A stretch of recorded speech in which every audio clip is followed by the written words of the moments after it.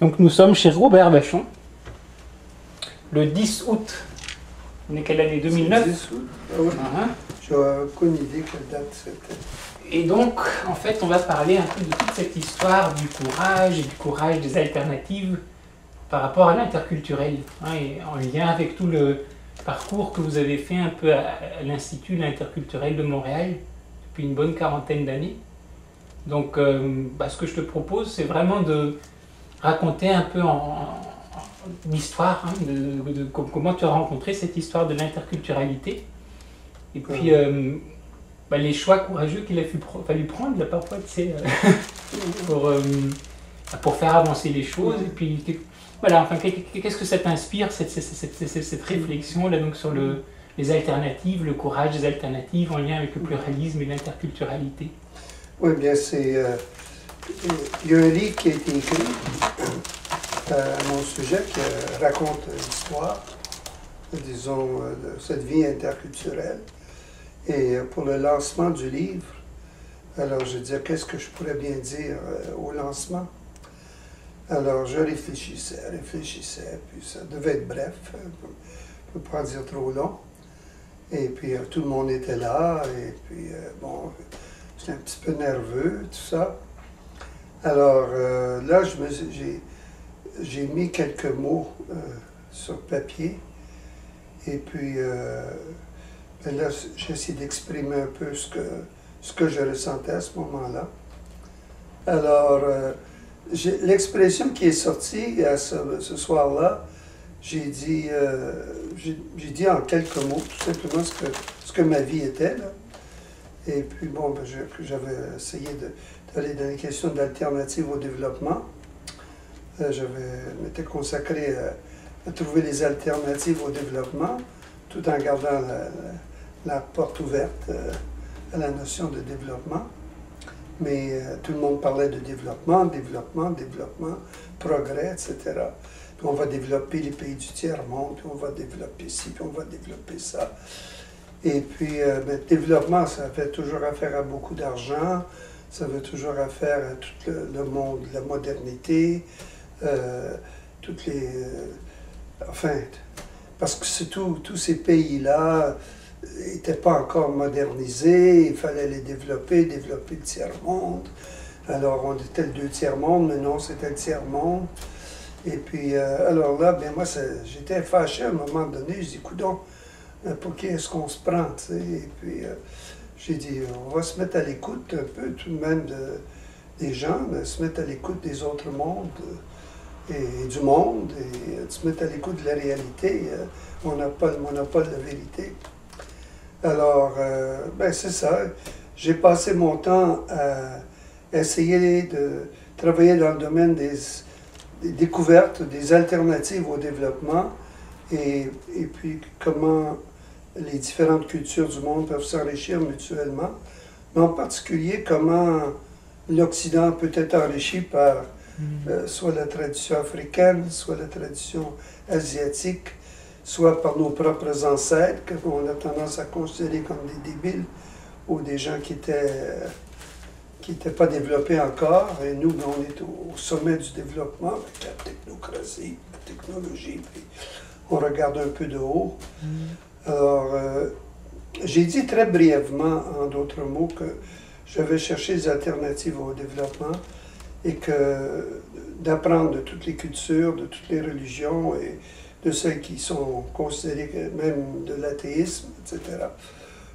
Et puis, je l'ai dit juste dans une très petite phrase et qui consistait en ceci: c'était une expérience crucifiante, mais libératrice.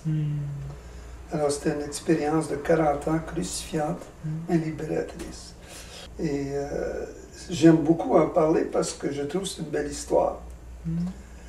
Mais c'était une histoire qui était difficile, mais comment je pourrais dire, quand on regarde en arrière, on dit, bon, c'était pas si mal. Et comment est-ce que tu as rencontré, toi, pour la première fois, là, vraiment le pluralisme en tant que tel? C'est quoi qui t'a marqué comme ça pour te lancer un peu sur cette exploration? Oui, comment ça a commencé? Oh mon Dieu! Ça a commencé dès le commencement, dans le sens que moi, je voulais être prêtre. Ça commence, je voulais être prêtre. Puis je voulais être un bon prêtre. Puis, bon, mais quand j'ai essayé de faire mon mieux quand j'étais à la petite école, et puis, j'avais tendance toujours à être tellement intense dans mes affaires que je me faisais beaucoup d'ennemis. Je voulais toujours être le premier dans tout. Je voulais être le premier dans le sport, je voulais être le premier dans les notes que j'avais, je voulais être le premier dans les compositions, tout ça. Et puis bon, puis j'étais un enragé d'être premier, disons. Et puis, bon, ben, j'étais comme ça toute une vie, puis me faisant beaucoup d'ennemis. Et je réussissais assez bien. J'étais comme première classe, puis bon, je réussissais, puis les professeurs disaient des belles choses de moi, mais malgré que moi, ben, je n'avais pas conscience de tout ça. J'étais jeune, hein, jusqu'à l'âge de, je pense que c'était à l'âge de 19 ans. Arrivé à l'âge de 19 ans, j'avais fini mes études classiques, là, disons, les éléments, le latin, puis tout le reste. Là. Puis le supérieur local m'invite. Alors, il m'appelle à son bureau. J'avais fini mes études, etc. Puis, il dit, Robert, il dit, on a eu une rencontre de toute l'équipe, tout le monde, de tous les professeurs, et on a regardé tout ce qui était fait. Puis là, c'était question de savoir si on me laissait partir pour aller au noviciat, pour devenir un prêtre. Alors, il dit, tu sais, il dit, tout le monde a voté contre toi. J'ai dit, ah bon? Il dit, écoute, il dit, tu es très intelligent, mais tu as besoin de changer de caractère. Il faut que tu changes ton caractère, il faut que tu changes. Autrement, tu ne seras jamais prêtre. Je ne serai jamais prêtre. Je n'y arriverai pas. Oh ben là, ça n'avait pas de bon sens. Il dit, je te laisse passer. Mais tu passes à cause de moi. Puis il était très respecté. C'est un homme très, très respecté. Fait qu'ils m'ont laissé partir au noviciat. Alors quand je suis arrivé au noviciat, ben là, je voulais changer ma vie. Mais bon, j'étais pas encore très... J'avais 19 ans, là, tout pas changer ma vie, bon. Mais un jour, j'étais assis au noviciat, j'étais sur le bord de la mer.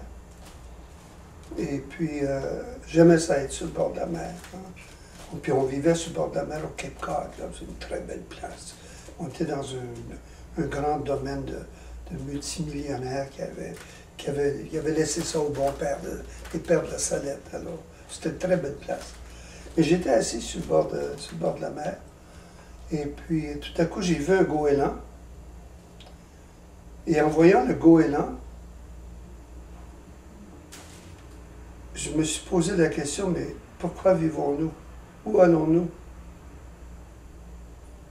C'est comme si les écailles m'étaient tombées de mes yeux, puis où vais-je? Où allons-nous? Et j'avais sur mes genoux un petit livre. J'avais commencé à lire du Sertilange, les Dominicains, le Père Sertilange, etc. Les choses spirituelles, tout ça. Puis je commençais à rentrer là-dedans un peu, puis j'aimais beaucoup Sertilange. J'aimais tellement Sertilange que on m'appelait Sertilange. Je parlais à tout le monde de Sertilange à un moment donné. C'est toujours été comme ça. Ensuite, c'était Saint-Thomas d'Aquin, puis voilà. Alors là, je suis parti, c'était tellement fort cette expérience-là. Je suis monté en haut, il fallait monter en haut de la côte, là. Je suis arrivé en haut, puis j'ai dit, dites-moi tous mes défauts, je veux me corriger.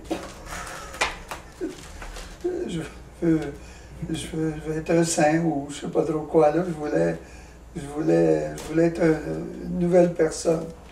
Là, les gens ils disent, Vachon. C'est Vachon qui... Oh, petit gars-là. On t'a déjà vu, on te connaît. À l'époque, déjà, on t'appelait comme ça, Vachon, tête de cochon. Ah oui, Vachon, tête de cochon. Puis ensuite, ben, je réussissais bien dans les sports. Puis je voulais toujours être premier en tout. Hein. Puis dans les études, je réussissais bien, tout ça. Alors, il y en a qui m'en voulaient à mort. Puis il y en a un en particulier qui, moi, j'étais pas conscient de tout ça, là. J'étais plein de moi-même, j'avais aucune idée de comment j'étais plein de moi-même. Et puis, alors, là, ben, j'ai commencé à essayer de changer ma vie au mieux que je pouvais. Et puis, bon, j'ai passé mon noviciat. À la fin du noviciat, ben, j'ai fait mes premiers vœux pour 3 ans de pauvreté, chasteté, obéissance. Bon, puis c'était mon idéal d'être prêtre, puis le meilleur prêtre possible. Et puis voilà. Et puis, alors là, ils m'ont laissé passer. Puis quand je suis arrivé, quand j'ai fini mon noviciat, puis là, bien après le noviciat, bien là, je suis allé, j'avais 19 ans. Qu'est-ce que j'ai fait? Ben là, je suis allé prendre les cours de philosophie. J'ai fait 1 an de philosophie. Là, ça allait bien, aussi en philosophie, mais j'étais toujours des premières classes tout le temps. Et puis, bon, ça allait bien en philosophie. Fait que là, ils ont dit, ben Robert, ils ouvraient un collège à Rome de tous les meilleurs étudiants dans la communauté des Pères de la Salette, puis à l'université grégorienne à Rome. Puis aller faire tes études à Rome. Alors ça, c'était quelque chose. Fait, ils avaient décidé de m'envoyer à Rome pour faire mes études à Rome. Ah, ben c'était un honneur, tu comprends. Fait que je suis parti, puis je suis allé à l'université grégorienne, puis là, ben, j'étudiais comme un fou pour bien réussir encore. Puis, ça a très bien marché. J'ai fait 4-5 ans là-bas. Et puis mes notes, ça allait très bien. Je suis sorti avec des couleurs. Ça a tout bien sorti. Presque eu la médaille d'or à l'université grégorienne. Je ne l'ai pas eu à cause de mon sale caractère. Parce que ce qui est arrivé, que j'avais mon examen de droit canon. Quand je suis arrivé à les examens de droit canon, j'ai répondu à toutes les questions. Sauf j'ai dit, oui, mais il m'a demandé, le professeur, il dit, mais c'est quel canon? Oh, ben, c'est pas important, ça. Le canon, quel numéro du canon, tu sais. Il n'a pas aimé ça, il ne m'a pas donné 100. J'aurais eu 100 autrement par tous les domaines, j'avais 100. Alors, bon, j'ai pas eu la médaille d'or, mais enfin, fini. Là, ils m'ont nommé comme professeur de philosophie professeur de philosophie. Et quand j'étais à Rome, là, j'ai commencé à m'intéresser beaucoup. J'aimais beaucoup les radiomessages du pape Pie XII, qui faisait une critique de la technocratie. Et puis, tous les radiomessages de Noël étaient toujours sur la critique de la technocratie. Puis, ça m'intéressait beaucoup, cette affaire-là. Et je me souviens, c'était les premières intuitions, disons, là, qui sont venues. Et j'aimais beaucoup ce peuple-là à cause de sa critique de la technocratie. C'était un peu borné, mais ça fait, c'est comme ça. Et puis là, bon, ben, j'ai fait toutes mes années là, pendant que Pie XII était là. J'étais à Rome, puis j'étais 5 ans. J'ai fini mes études. Tout était bien. Là, ils ont dit, bon, Robert, on te nomme professeur de philosophie au collège aux États-Unis pour les futurs prêtres. Alors, ils m'ont nommé professeur de philosophie. J'aimais pas la philosophie. La philosophie, là, telle que je l'avais appris, la Grette et tout ça, ça me disait absolument rien. Mais j'aimais lire les dominicains, le père Sertilange, le père Chenu, le père Congar, tous les gens, là, dans les années, là, les choses brassaient dans l'église, tous ces gens-là, je les dévorais tout ça. Puis mon supérieur local n'était pas du tout là-dedans, il n'était pas du tout intéressé, c'était conventionnel au suprême.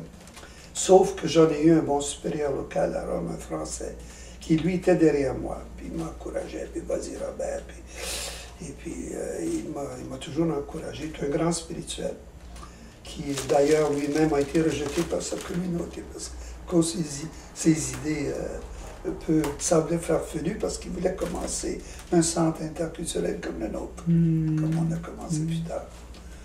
En tout cas, toute une longue histoire, j'enseigne la philosophie du mieux que je pouvais, à partir de la somme théologique de saint Thomas d'Aquin. C'était pas facile, et puis les étudiants ne connaissaient pas le latin très bien, tout ça. Alors j'ai fait ça, et puis ensuite on m'a nommé, qu'est-ce qui est arrivé après ça? J'ai enseigné la philosophie 6 ans, Et puis là, ah oui, là, j'ai commencé... Et avant d'enseigner la philosophie, quand tu étais allé donc à Rome hein, la première fois, il y avait déjà des questions que tu te posais sur le pluralisme? Ah ben oui, mais même à Rome, alors j'étais missionnaire de Notre-Dame de la Salette. Alors je réfléchissais beaucoup à Rome, puis j'avais rencontré, moi je voulais aller parmi les prêtres, travailler chez les prêtres ouvriers. Une fois prêtre, je voulais aller en France, travailler avec les prêtres ouvriers, émerger dans ce monde-là. Je lisais Raïssa Maritain, Jacques Maritain, qui étaient des philosophes que je lisais, humanisme intégral. J'étais toute partie dans ces questions d'humanisme intégral, puis Maritain, tout ça. Mais les autres autour de moi ne lisaient pas toutes ces choses-là. Moi, je lisais toutes les revues qui sortaient des Dominicains du au soir. Je lisais tout ça, puis j'adorais ça, puis c'était marqué par la spiritualité, là, tout ça, puis le Père Sertilange, puis Chenu, grand philosophe théologien Chenu, puis tout ça. Enfin, puis Congar, puis tout ce monde-là, les Dominicains. Puis... Alors, j'étais dans tout ça, moi, mais mes confrères n'étaient pas là-dedans beaucoup. Et puis ceux qui... Quand j'étais comme professeur de philosophie, il y avait les professeurs de théologie, c'était des gens très intelligents, tout ça, mais ils n'étaient pas là-dedans, disons, c'était dans d'autres choses. Et puis, alors j'étais un peu par moi-même, et puis je rêvais à certaines choses, là, et puis je ne savais pas, je faisais mon mieux, mais dans la communauté religieuse, ben, je trouvais que les gens étaient plutôt médiocres, puis mais je trouvais ça, je trouvais que c'était médiocre. Ils parlaient de pauvreté, ils ne le vivaient pas, ils parlaient de simplicité de vie. C'était loin d'être la simplicité de vie, alors ça me chicotait tout ça, ces choses-là. En tout cas, j'endurais, puis je leur disais. Évidemment, quand je parlais, mais les autres critiquaient des fois aussi, mais j'ai dit, à lieu de critiquer, dites-leur donc. Puis parler, c'est toujours moi qui dois parler, puis c'est moi qui reçois tous les coups, là. Fait que, en tout cas, c'est comme ça. Et puis, je me souviens, une des dernières rencontres que j'ai eues, c'était un chapitre provincial, puis là, ils ramassaient de l'argent, puis moi, ben, j'avais appris, c'était la question de la pauvreté. C'était vive la pauvreté, là, c'était très fort dans le temps depuis, comment il s'appelle, Jean 23. Jean 23 a ouvert les portes. Jean 23 a ouvert les portes. Puis moi, j'étais rentré à quatre pattes là-dedans. Là, j'étais complètement dans Jean 23, là, Pacem in terris, allons-y, allons-y. Un dialogue interreligieux, allons-y, allons-y. Tu sais. Alors, je voulais faire tout ça, mais j'étais dans un monde qui me paraissait très... Mais oui, mais d'accord, le pape, il parle d'ouvrir tout ça, puis ça ne bougeait pas. Ça ne bougeait pas assez. Puis il y en a plusieurs qui quittaient la communauté, mes confrères. Il y en a qui se mariaient, qui quittaient la communauté, tout ça. C'était une période assez trouble. Et puis moi, ben, j'avais la tête dure parce que j'étais décidé, j'étais pour être un bon prêtre, comme je considérais, puis j'avais fait mes vœux, puis je voulais tenir compte, je voulais tenir ça. Alors, quand j'étais à Rome, on allait dans les Himalayas, dans les Alpes françaises, pas les Alpes françaises, à la Salette, qui était le lieu où la Vierge a été apparue, tout ça. Puis là, ben moi, au niveau théologique, tout ça, la Sainte Vierge, Notre-Dame de la Salette, qui avait parlé à deux petits-enfants, si mon peuple ne veut pas se soumettre, etc. Enfin, c'est toute une histoire. Ben là, je disais, moi, qu'est-ce que ça a à faire, ça, avec toute la théologie, tout ce qu'on a appris, tout ça, l'apparition de la Vierge, tout ça. Alors là, je prenais ça, disons, là, puis je me disais, bon, ben, c'est des symboles, tout ça. Bon, ça peut être utile. J'essaie de raccrocher ça à toute la tradition mystique, les livres que je lisais, puis tout ça, et puis tout le renouveau, là, puis vivre la pauvreté, puis vivre aller dans les milieux les plus pauvres. Il y a eu tout un mouvement à ce moment-là. Puis ensuite, si tu vas si tu vas, je lisais les livres, je lisais tout, tous les livres qui sortaient, là, puis la spiritualité, là, j'étais à plein là-dedans. Et puis, en tout cas, mais là, c'est une longue histoire, hein, tu comprends, c'était plusieurs années, là, j'étais combien d'années, là, moi? J'étais 6 ans enseigné, là. Et puis, après ça, il m'avait nommé responsable des aumôniers, qui étaient tous des aumôniers plus âgés que moi, des gens beaucoup plus âgés que moi, j'étais jeune prêtre, moi. Et puis, il m'avait nommé à l'Hôtel-Dieu de Montréal, responsable, ensuite j'étais responsable des infirmières. Je devais donner des cours à toutes les infirmières, les belles infirmières qu'il y avait à l'Hôtel-Dieu de Montréal. Puis je m'occupais ensuite, avec toutes les religieuses qui étaient des jeunes religieuses qui travaillaient. Il y avait des vieilles aussi, mais il y avait des jeunes religieuses. J'étais aumônier des religieuses, puis tout ça. Puis... Alors j'ai été aumônier à l'Hôtel-Dieu de Montréal pendant 2 ans. Ça a très bien marché, tout s'est passé comme il faut. Et puis c'est toute une histoire. J'ai tellement d'histoires là-dedans qui sont arrivées, là. Les gens que j'ai rencontrés, tout ça. Il y a toutes sortes du beau monde, là, tu sais, qu'on rencontre, hein, puis il y en a toutes sortes, là. Dans un hôpital, tu rencontres de tout à l'hôpital. Et c'est une belle expérience pour moi. Puis là, pendant que j'étais à l'hôpital, pendant que je lisais, j'ai vu une revue anglaise. Maintenant, je ne me souviens pas du nom de la revue. Et puis c'était B. Griffiths, Don B. Griffiths, qui était un moine bénédictin anglais, intellectuel, et qui avait écrit un article sur le dialogue avec l'hindouisme. Et de se mettre le dialogue avec les hindous et les bouddhistes, parce qu'on parlait de ça. Le pape avait ouvert, il fallait que les chrétiens, qu'on s'ouvre aux autres religions, tout ça. Puis moi, ben, j'avais embarqué là-dedans, et je commençais à embarquer, mais là, et je trouve cet article-là, je ne me rappelle plus du titre, là, pourtant j'aurais pu le savoir. Mais c'est là que j'ai eu l'idée, le monde hindou. Puis j'avais lu un autre livre aussi, qui était un livre sur la pauvreté. J'étais très fort pour la question de vivre simplement, de vivre le plus simplement possible. Puis là, je parlais de ça dans la communauté quand j'étais là. Mais à un moment donné, ils en avaient assez de moi, tu comprends? Puis là, ils étaient contents de voir. J'étais à l'Hôtel-Dieu de Montréal, et puis de Vachon, là, tu sais, c'est pas... C'était... Puis moi, j'étais pas au courant de tout ça, mais enfin, c'est ça. Et puis, c'était pas facile de vivre avec. Mon tempérament, j'ai toujours un très mauvais tempérament. J'ai encore un mauvais tempérament comme ça. Et puis, je ne m'en glorifie pas, mais je suis comme ça. Comme ça. J'espère pas m'en glorifier trop. En tout cas, et alors là, ben, l'idée, le dialogue avec le monde hindou. Puis là, l'idée m'a dit, bon, les pauvres en Inde, les pauvres, c'est là, il parlait des pauvres en Inde, des affamés, puis toute la patente. Fait que là, ben, j'ai dit, bon, ben là, ça commençait. Là, j'ai dit, oui, il faut que j'aille en Inde, vivre avec les pauvres, les plus affamés, et puis apprendre du monde hindou. Si on n'a pas le monopole des chrétiens, tu vois, l'Église, c'est comme ça. Puis là, ben, j'avais parlé dans la communauté au chapitre provincial, tout ça.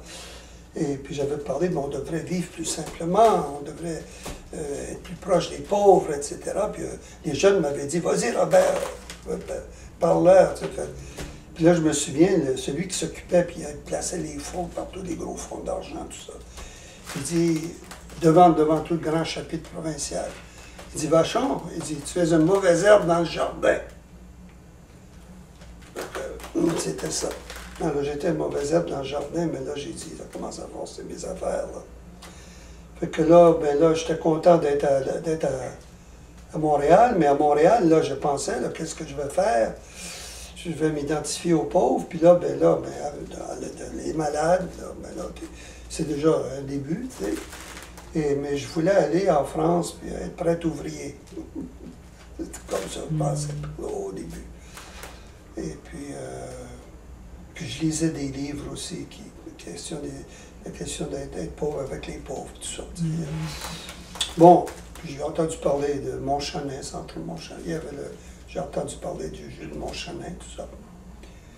Et puis bon, j'ai fait mes 2 ans pour faire court, là, parce que c'est très long l'histoire. Faire court, puis il y a toutes sortes de choses sont arrivées là aussi. J'ai même été nommé aumônier des Carmélites. Puis il faut avoir, pour être aumônier des Carmélites, puis ils m'ont approuvé, le supérieur, l'archevêque, l'évêque m'avait approuvé comme aumônier des Carmélites. Non? Et puis tout ça, bon, ça a bien marché. Finalement, j'ai fait mes 2 ans là-bas à l'Hôtel-Dieu de Montréal. Tout a été correct. Et puis là, ben, ils ont dit, bon, Robert, il dit, on te nomme maître des novices pour former les futurs prêtres, les futurs religieux dans la communauté. C'était un honneur de me nommer maître des novices, tu comprends.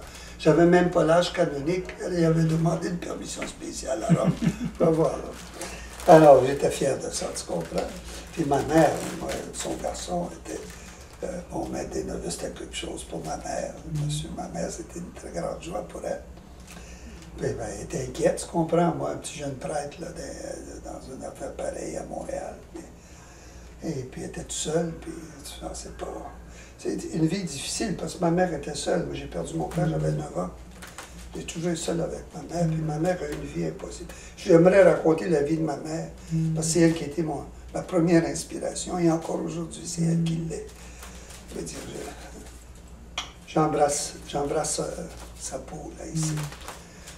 Et alors là, j'étais aumônier. Alors là, j'ai dit, oh, bon, ben, là, j'étais pas aumônier, mais j'étais responsable pour la formation des futurs religieux dans la communauté, à la pauvreté, de chasteté, d'obéissance. Allons-y, allons-y. Là, je lui parlais de la pauvreté à la Vatican II. C'était moi qui étais le maître de novice, tu comprends? Puis, après, j'ai fait 1 an. Après 1 an, le supérieur local m'appelle, il dit, Robert, il dit, le provincial vient me voir. Il dit, Robert, il dit, t'es pas capable, il dit, d'être plus conservateur. Il dit, ça va pas, ça va pas. Il dit, on peut pas continuer comme ça. Moi, j'ai dit, c'est correct. J'ai dit, moi, je sais suivre Vatican II. Alors, il dit, qu'est-ce que tu aimerais faire? Oh, ben là, j'ai dit, qu'est-ce que j'aimerais faire? Ben, j'aimerais aller en Inde. Puis là, je commence mes rêves de rêve. Va-t'en au grand séminaire, là, puis va te reposer, puis tu y repenseras. Je suis allé au grand séminaire, puis là, j'étais tout seul. Et puis, je me reposais. Fait, là, j'étais allé à Harvard pour rencontrer, il parlait des religions du monde, etc. Je vais aller à Harvard pour voir, aller visiter ça. J'étais allé à plusieurs reprises à Harvard, puis j'avais entendu parler de Panikkar aussi, puis Panikkar qui était à Harvard, puis tout ça. J'ai été rencontrer un premier hindou à Harvard qui enseignait, un homme, Saran, professeur Saran, que j'aime beaucoup. Bon, c'est mon premier contact avec un hindou. Bon, c'était quelqu'un. Et puis là, je découvre un livre, en regardant dans la bibliothèque, The Unknown Christ of Hinduism, le Christ inconnu de l'hindouisme, par Raymond Panikkar. Puis parce que moi, dans ce temps-là, je me disais, mais pourquoi est-ce qu'on pense toujours qu'on a la vérité, nous autres, les chrétiens, puis que les autres, c'est toutes des espèces de nonos, on doit enseigner à tout le monde, tu sais. Puis ça me chicotait, cette affaire-là. Je dis, si Dieu est amour, il doit avoir aimé tous ses enfants, il a donné le meilleur à tous ses enfants. Et pourquoi... je comprenais pas ça, tu sais. Et donc le livre, quand tu as découvert, quand j'ai tu l'as lu... découvert le livre, alors là, je voulais rencontrer Panikkar. Puis là, je me dis, en voyant ce livre-là, je disais, ça disait exactement, moi, je vais découvrir le Christ hindou. The Unknown Christ of Hinduism. On ne connaissait pas. Puis il est Christ. Panikkar lui avait fait toute la démarche, tout ça, là. Et moi, j'avais pas...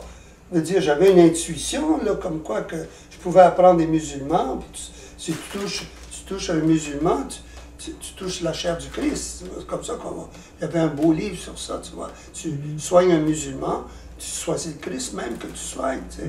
Bon, alors, ben moi, je voulais toucher au Christ partout, là, puis les pauvres, puis je voulais... Puis on disait, c'est là qu'il est là, il est présent là, tu vois. Fait que je dis, bon, ben, allons-y à nos autres. On l'a pas, l'affaire, nous autres, tout simplement, on l'a, mais il y en a d'autres qui l'ont aussi, puis peut-être qu'on peut apprendre. Le Christ, il y a des choses à nous dire partout où il est, tu vois. Ah, puis j'étais tout ça là, dans ma tête, là, moi, là, ça travaillait, tout ça. Puis je pouvais pas parler de ça avec n'importe qui, là. J'avais personne avec qui partager tout ça. Puis là, ben, j'étais seul. Puis là, c'était dur. Alors, dans le livre raconte beaucoup de ces... Et puis, bon, ben, l'obéissance, qu'est-ce que je vais faire? Puis là, les autres, ils voulaient me donner une obédience pour faire autre chose. Puis là, je disais, oui, mais écoute, là, moi, l'Église nous dit d'ouvrir les portes, puis là, ils veulent me fermer les portes, là, moi, là. Puis je ne voulais pas quitter. Moi, je m'étais engagé dans ma communauté. Alors, j'ai brassé la cage, je brassais la cage tout le temps, mais là, il y en avait assez de me brasser la cage. Fait que là, il disait, ben, il me mettait un peu à l'écart, puis il ne savait pas trop quoi faire de moi, là. Ouais, puis ben, j'essayais pas trop critiquer non plus, mais ça sortait plus fort que moi. Alors c'est ça. L'histoire est une belle histoire, tu comprends? Mais ça n'a pas été facile. Et puis, alors là... Donc, tu as rencontré Panikkar aussi après à Harvard? Alors, j'ai rencontré Panikkar à Harvard. Et puis là, il a commencé à m'envoyer tous ses écrits. Il m'envoyait ses écrits, tous ses articles. Depuis ce temps-là, il m'a toujours continué à m'envoyer tous ces... Puis ces articles étaient sur le dialogue interreligieux, puis interculturel. Et puis, là, je mordais là-dedans, pleine dents, je disais, ben, c'est ça, là. C'est ça, c'était, je trouvais la voie là, c'est ça, je suis rentré là-dedans. Et puis ensuite, j'ai commencé à lire Le Sceau, dont Le Sceau. Là, il y avait le père Le Sceau, et le père Montchanin, qui avait commencé le dialogue avec les hindous.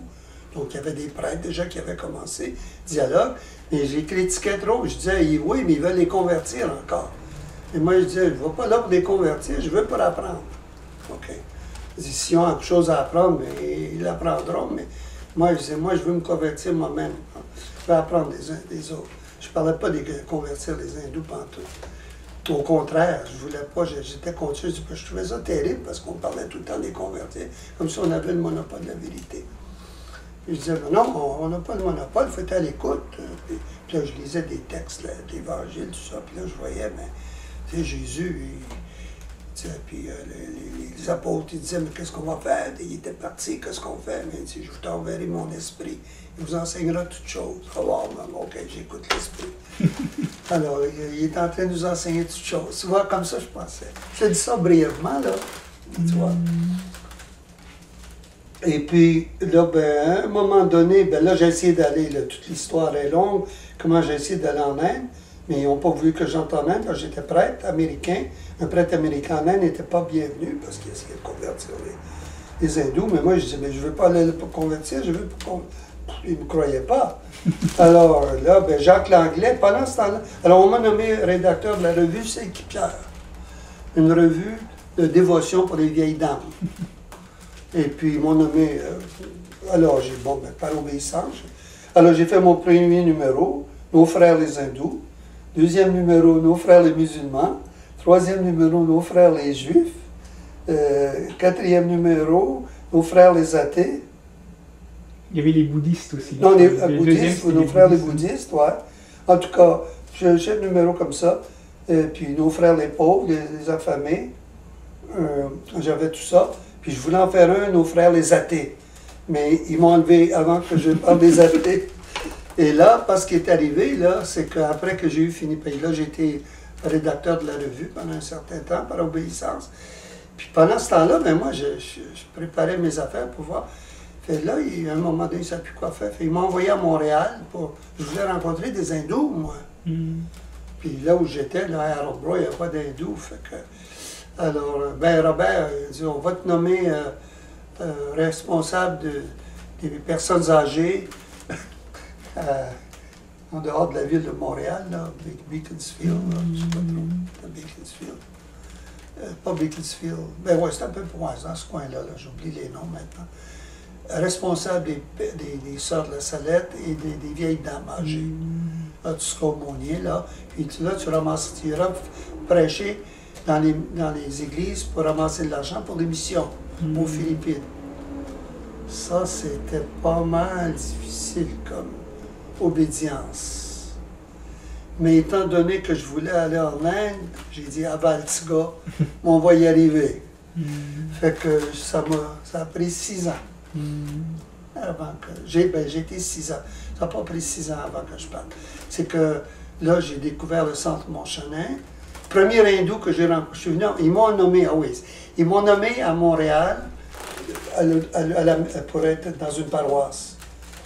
Et puis là, quand j'étais à la paroisse, je suis arrivé et puis là, la première chose que j'ai faite, j'ai téléphoné au centre d'œcuménisme, au Père Beaubien, qui était dans le dialogue interreligieux, tout ça, ça avait commencé ici.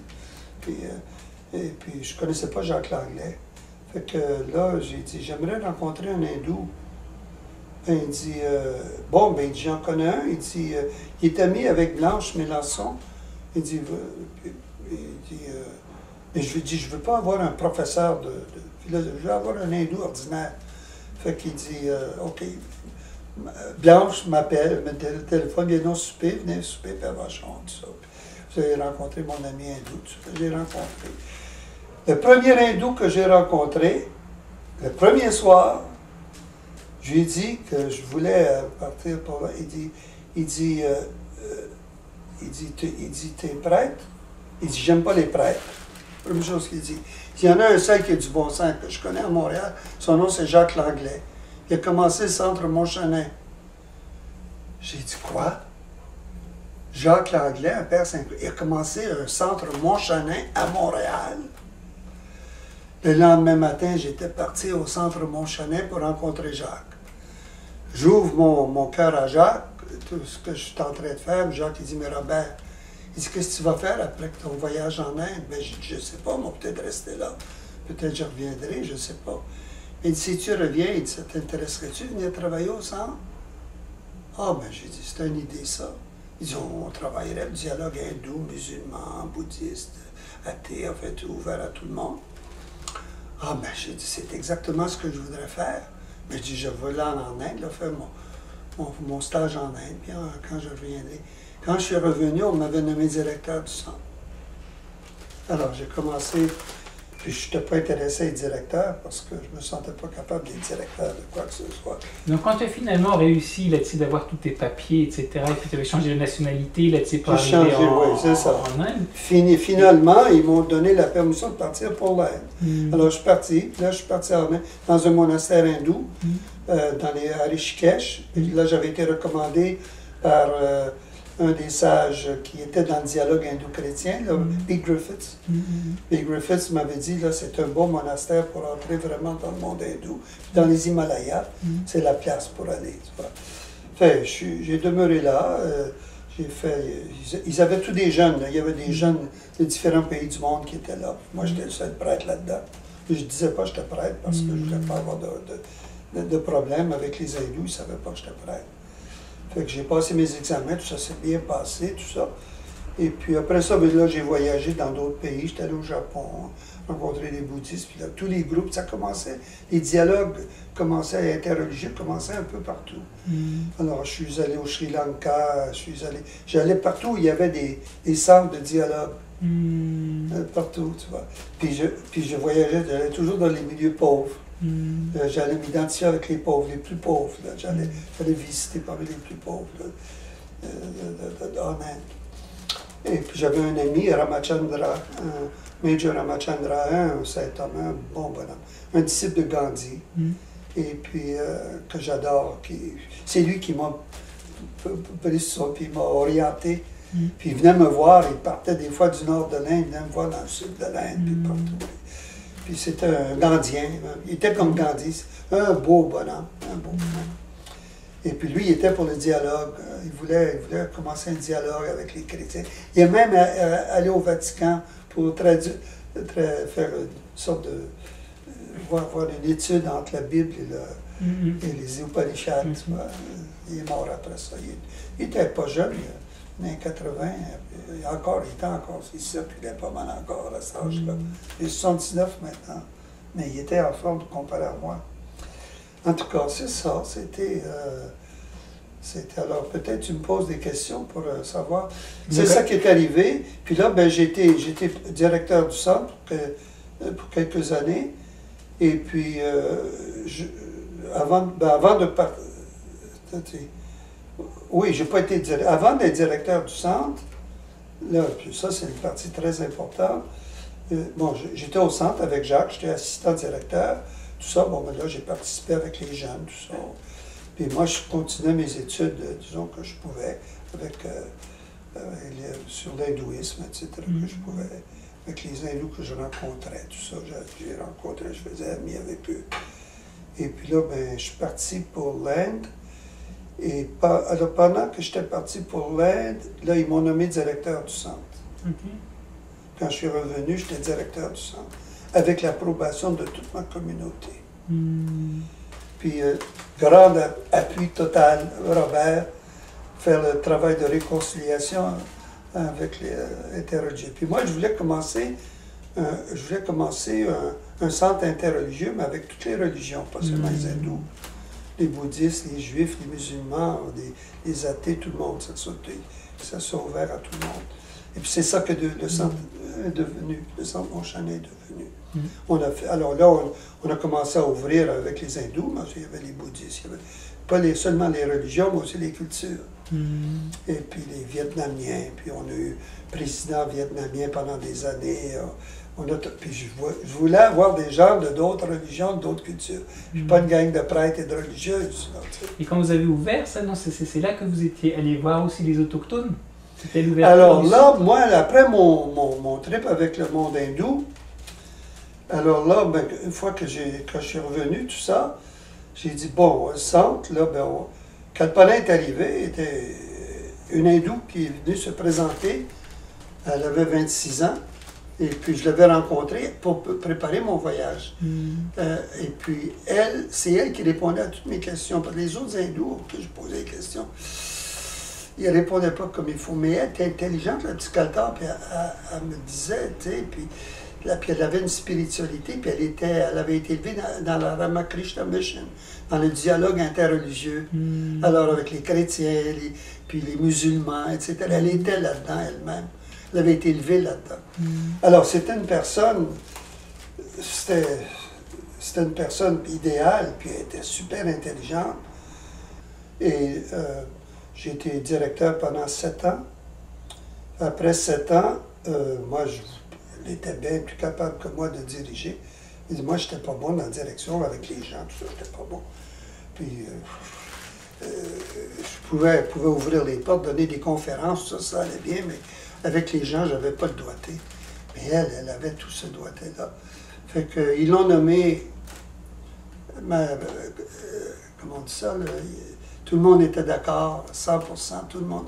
Ils ont voté Kalpana directrice. Et moi, je suis resté comme assistant, comme ça, là, directeur de recherche. J'ai trouvé un titre, directeur de recherche, puis responsable de la recherche. Puis j'ai continué à faire mon boulot. Puis Kalpana était la directrice depuis ce temps-là. Alors ça, c'est très important. Ça. Donc c'est à ce moment-là que vous êtes allé voir aussi les autochtones, que tu m'avais raconté? Alors là, moi, quand je suis revenu de l'Inde, là, bon, OK, le monde hindou, puis tout le monde asiatique, tout ça, tout à coup, quelqu'un m'a parlé des Autochtones. D'abord, je voulais aller en Afrique. Okay. Puis après mon voyage en Inde, je dis, bon non, je vais aller en Afrique, je vais découvrir l'Afrique noire. Tu vois, puis ça serait important, tu sais. Mais là, je voyais là, que c'était trop, là, tu sais, là. Je pouvais faire tout ça. Puis là, je venais de nommer directeur, tout ça.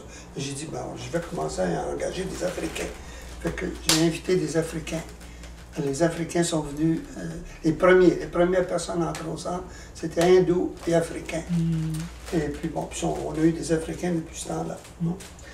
Et puis alors c'est ça. Alors, qu'est-ce que tu me posais la question? Oui, parce que je me rappelle, tu m'avais raconté une fois qu'une des choses quand vous avez ouvert le centre, c'était aussi d'aller demander aux Mohawks justement si oui, bon, c'est sur votre territoire. Là. Alors c'est ça. Alors moi, quand j'ai tout ça, là, je parlais tout à coup, un bonjour, j'avais jamais pensé aux Autochtones, moi qui avais des Autochtones ici. Ah ben là, je suis parti sur les Autochtones, les Hindous, les Africains, là. Et dans mon propre pays où je suis, c'est les Autochtones, puis je les connais même pas.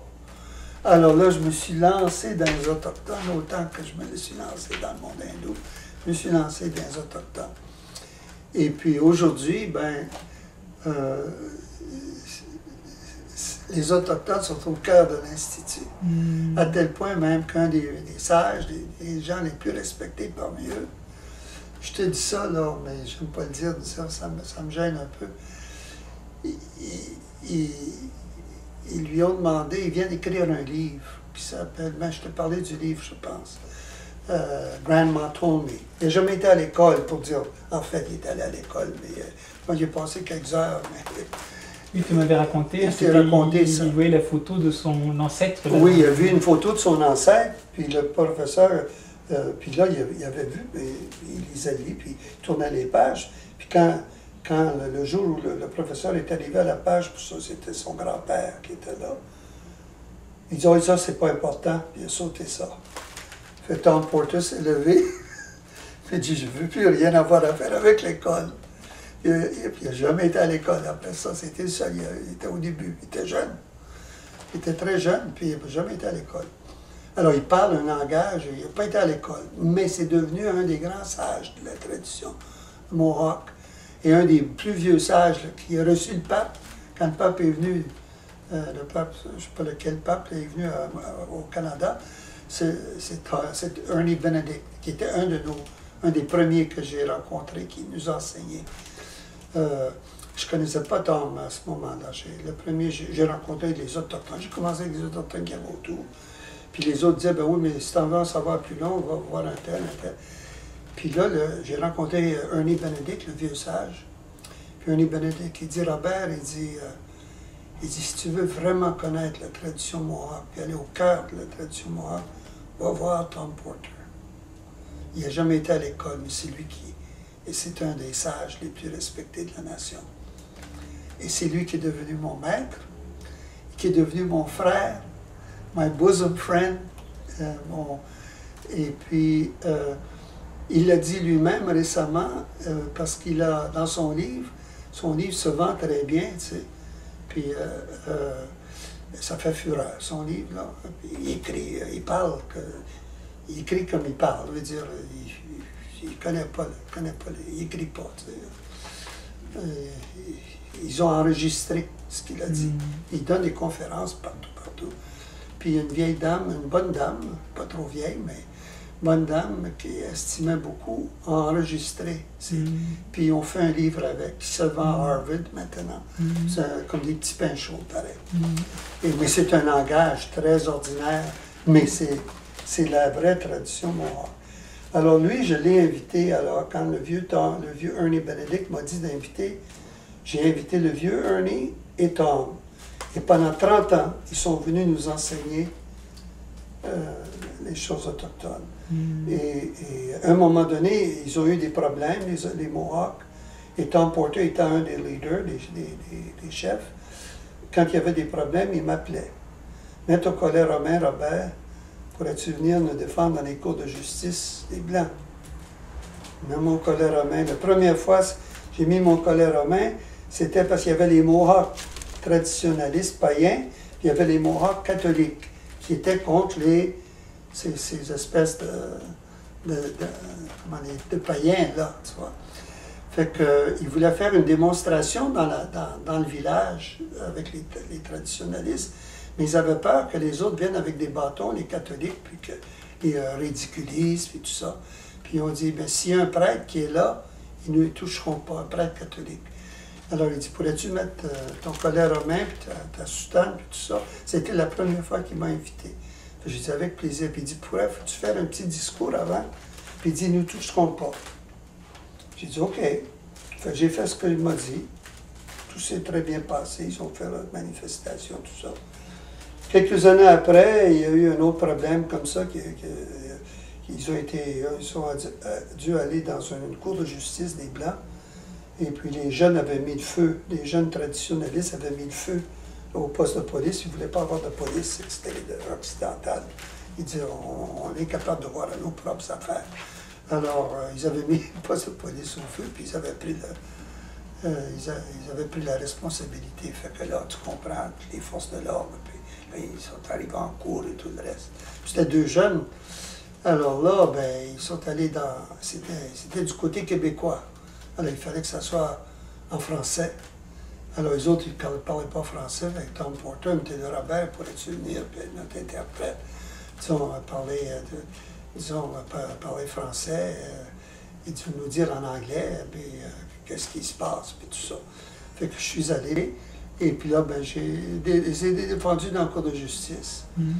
Et puis, le 3e événement qui est arrivé, c'est que dans les années plus récentes, il y a eu tout un mouvement dans la tradition Mohawk de guerriers qui ont pris une sorte de pouvoir, et puis Tom Porter, c'est un gars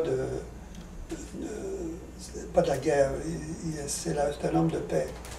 Puis eux autres, ben, avaient sorti les armes, puis il a commencé, puis alors là, c'était les États-Unis, le Canada, il y avait l'armée au-dessus de tout leur territoire. Et puis, ils étaient pour attaquer. Puis là, ils avaient pris des fusils, les Autochtones, les Autochtones, puis les enfants, les jeunes, 12 ans, 14 ans, avaient des fusils, ils étaient tout montés par et puis, ils étaient pour se défendre. Et puis là, c'était très critique. Puis je reçois un coup de téléphone de Tom Porter, Kalpana et moi. Il dit, pourriez-vous venir tous les deux? Il dit, vous ne pouvez pas passer par la douane, on ira pour chercher un bateau.